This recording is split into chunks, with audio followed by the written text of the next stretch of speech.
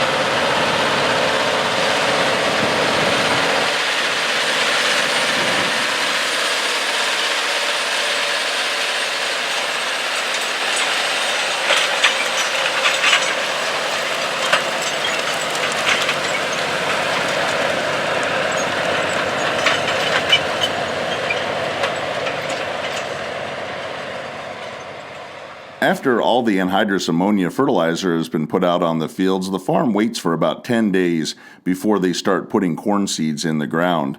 Before the corn planter is rolling across the field, the farm uses a field cultivator to smooth out the surface of the field and firm up the seedbed for the row units to have a good even ride across the field as they're placing the seeds. This farm utilizes their 620 horsepower John Deere 9620R articulated four-wheel drive tractor for a second time in the spring to accomplish the field cultivator pass.